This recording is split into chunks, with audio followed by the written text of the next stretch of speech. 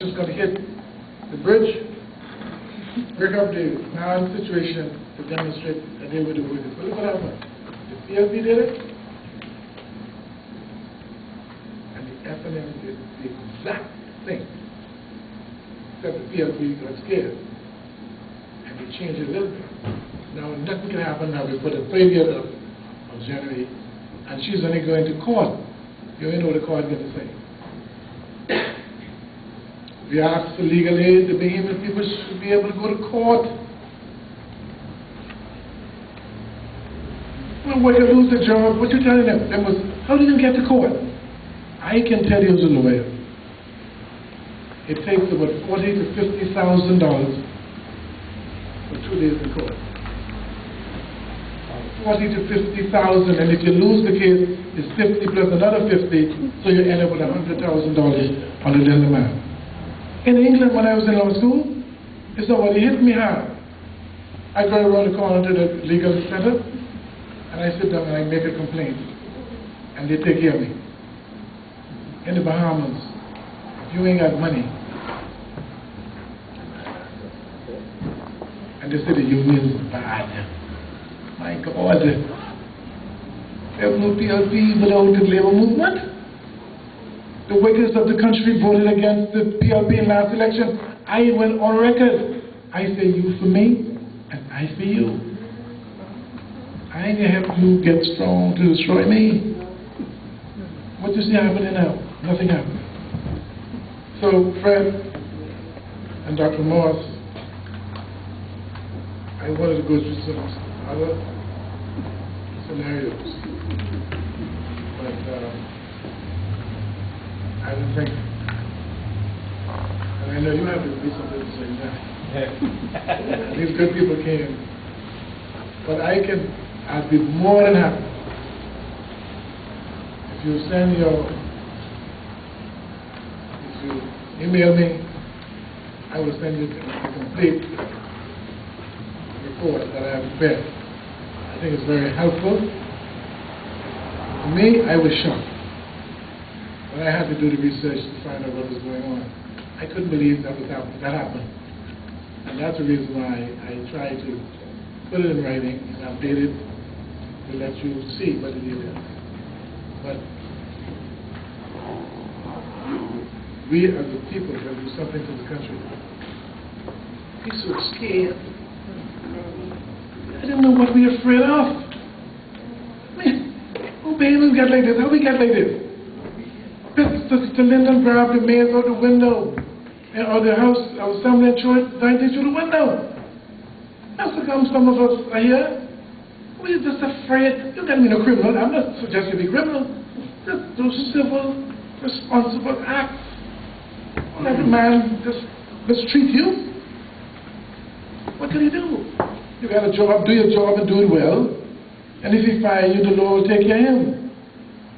And this political manipulation and all this nonsense, we as a people have to move away from that. You have a right to be FNM, you have a right to be PLP, you have a right to be whatever you want to be. That has nothing to do with your standing. I mean, it frightens me. It's little old me to try some things that people say couldn't happen. Look at that, I'm standing in front of you. I have an associate degree, I never went to high school. I got a bachelor's degree, I never went to high school. I got a master's degree, I never went to high school. I got a law degree with honors, I never went to high school. Those people who went to high school, government high, and all these other sophisticated colleges, what you saying to me? If you missed one exam, so what? Try it again. Keep on trying. As a matter of fact, in my profession, you can fail 100 times. And when you pass, somebody asks you whether you failed. I want a lawyer, you know, lawyer failed with 15 times. So I stopped. But you can understand, it bothers me because when I hear a veteran get us go on and play all kind of nonsense with the human public. And you know, if you hear something long enough, consistently, you believe it. You ever seen Coca-Cola? There's a thing called subliminal persuasion. You go to the food store and you pick up what you went for, and you pick up some other things. And when you get home, you say, well, mother, why you pick this up? That's subliminal persuasion. That's the subconscious part of your being. Thank you all very much.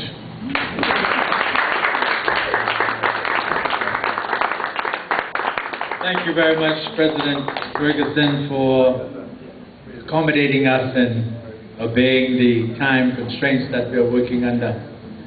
I know that you have questions. I don't even have to ask if you have questions. So what we're going to do is open the floor now for question and answer, or anyone who wishes to come and make a comment.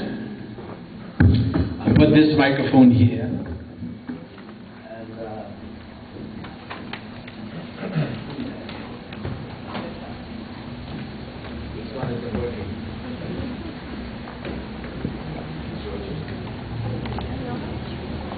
Anyone wish to come and ask a question, just step up to the mic. Yes, all right. If you wish for any one of our presenters to address it directly, please indicate that. Okay. This one goes out to all of you, including you, Mr. Munnings, if you want. Majority rule. It's great to expand the franchise now, right? More people can vote, more people have a say in how the country will be run. What are some possible threats to the franchise today? Is it growing? Is it shrinking? What's going on? Okay, I'll move back and forth. Anyone want to take it on? Hello? Okay. Yeah. If you look in terms of the population, that's from the population point of view, in relation to persons, immigrants in our country. Over a period, I would say another 20 years, you'll find a completely different Bahamas, because we are not controlling. I mean, the government just announced recently, right? It says the 21st of January, so it's supposed to happen. Now, this Robert was the former Minister of Immigration under Finland's government. He said nothing would happen. And today is what, the 11th? Nothing has happened. And if you don't address an issue,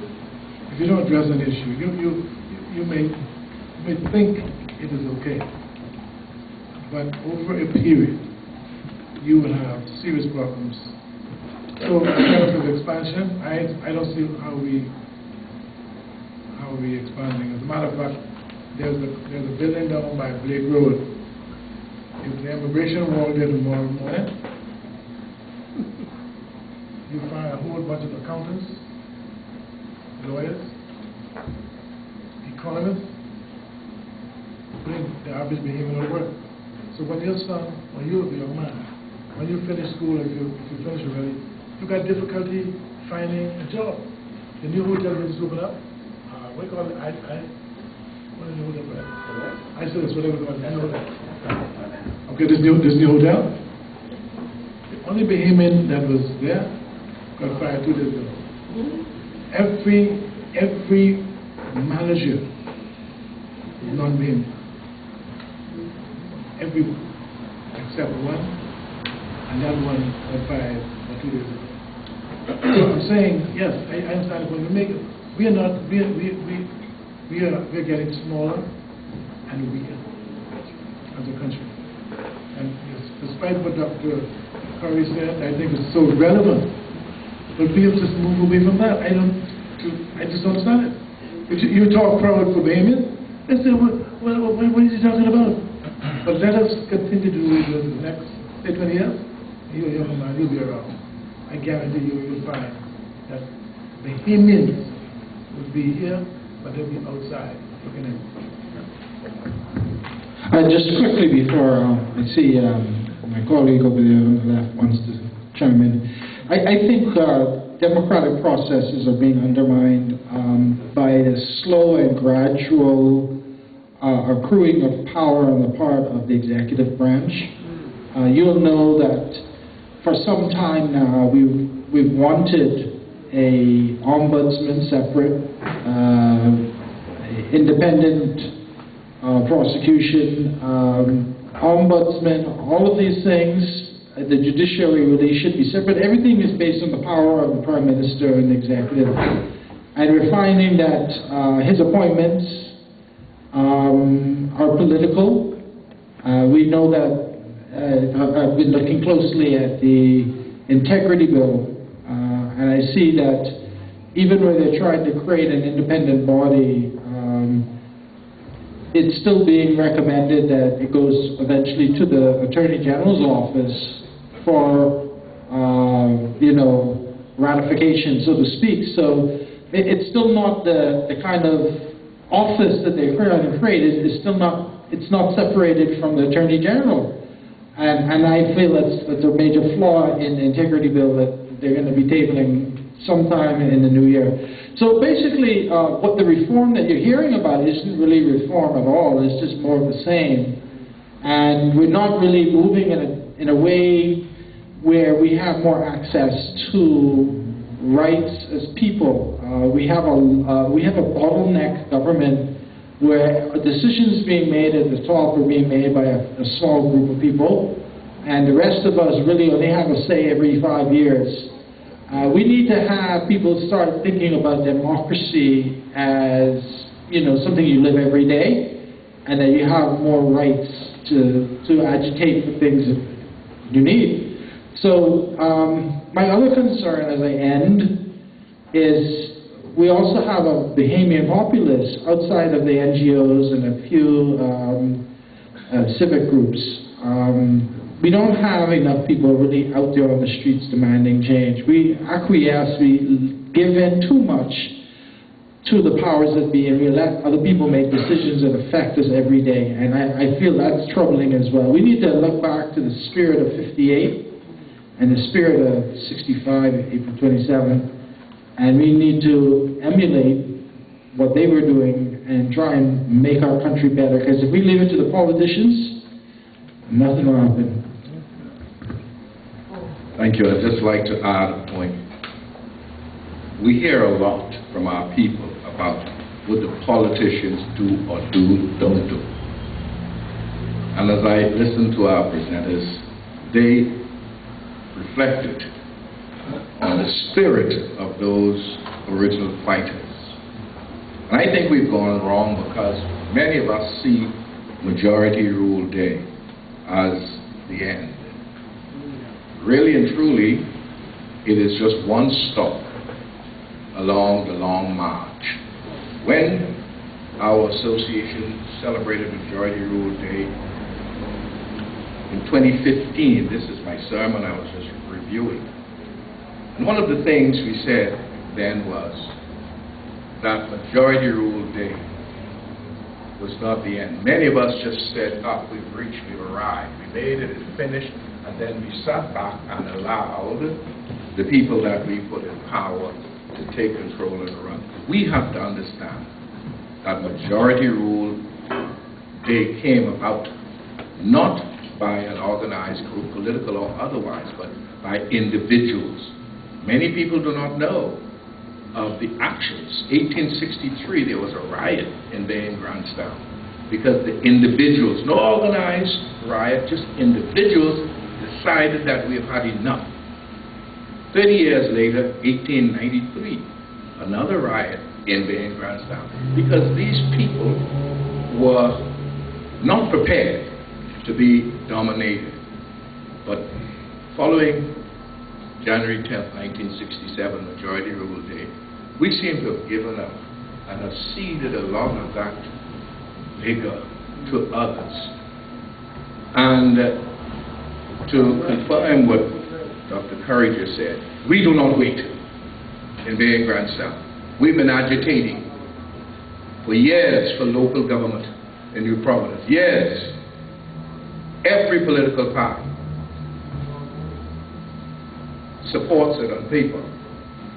At the convention of the PLP in 1989, the then leader, Sir Lyndon Finland, said, and I quote, "Fellow delegates, ladies and gentlemen, by the year 1992, effective local government will be implemented throughout the Commonwealth of the Bahamas. 89. And every government has mouthed their support for that. But no government is willing to implement it because it means a dilution of the power of the executive and of the few of the... What we did, we responded to this very simply. We established our own local government district in Bay and Nassau. We established it. I am the mayor. Those of you who do not have one of my cards, it says C.B. Moss, mayor. When I meet the Prime Minister, I hand him my card. We have directors reflecting the cabinet makeup, and every government knows this. And when we meet with them on that basis, that we are representing the people. Mind, truthfully, if local government were to come to Bay and Grandstown tomorrow, I couldn't be involved, because that is not my official domicile. The essence of local government is everyone participating must be an official resident of the geographic area, and I'm willing to walk away. But people must press for these things. But we all know these things, but we do little about it. And like Dr. Curry said, the ombudsman, we've been hearing about these things for years and years and years. The Freedom of Information Act, by which the average person can have access to the goings-on in the government. Everyone promises it. And the last 12 months of each administration, they pass it. They do not enact it. They pass it. So they can say, we passed Freedom of Information Act. The PLP passed it. The FNM passed it. It's never implemented. And we talk about things like campaign, finance reform. We talk about these things, so until the individuals become as committed as some of those old freedom fighters, I think we became too intellectual. I think we became too intellectual, and I say that because during the fierce fight for Clifton, we were demonstrating in Rawson Square. One of my ministerial colleagues, who is very well placed in the hierarchy of the society, you probably might say you should be ashamed of yourself demonstrating out here. Yeah. See, suddenly we are ashamed to demonstrate. That's what he told me. Whereas back in the day, that's all we knew. When last did you hear a march, a serious demonstration? And that's the problem. We think we've arrived. But the march goes on, and as I said in my sermon, the night is coming, and we are still far away from home. And unless we decide to clothe ourselves in that spirit of determination that those oldies see our walk, and those people had, we're going to be righted just like Brother Ferguson said. And when we wake up, we say, whatever. So this majority rule, there's only a short stop. People aborted the revolution. The economic situation remains the same. The same. As Brother Fergie said, if you're poor and you have to go to court, you're lost. So folks, we have to take responsibility. Each one, don't look for a group. They are very effective at dealing with groups. They pick off one or two of the people involved. Separate them. And then everybody loses courage and they run home. You have to decide to do it yourself, no matter who's with you or not with you. And that is going to take us further along the way that we need to go. Thank you. Thank you very much. The microphone is open for those who wish to ask a question or make a comment. Go ahead. Gentlemen, rather ladies, but thank you. Gentlemen, thank you very much. Obie, I've been following you since the Britannia days. And it's amazing how you've grown and continue to propel our country. Please continue. Don't be discouraged. Great is your reward. But I would like to invite you to come. We're having someone in January. We're having someone in February. I'd like you to come in March or April and do your full report before this body. So I invite you. Please let me know when you can come, whether it's March or April or May or June. But the sooner the better. Okay? Thank you. So many nuggets of truth here tonight. And of course, this is the Bahamas Historical Society. We're perpetuating Bahamian history, but there's so much more to include, and so few dollars. But we continue to keep it open. We continue to teach the children things that you don't see here. We try to include them, but of course we need more people to come alongside and help us to build some of these exhibits that we are lacking. And it saddens me that there's so many that are lacking, but we're going to get there. And as I say, we're going to continue to keep this open as much as we can. We are embarking on raising $1 million, and I have no doubt we're going to do that even if I have to go overseas to do it. Not one person in here is paid. Everybody's a volunteer. And I think it's important enough to keep this place open for the children, for the adults, and we're asking for more volunteers all the time. We're always trying to raise funds, and so most to put up a proper exhibit, it costs about $1,000 or maybe more, depending on what you want to do. But we are determined to continue to better this place.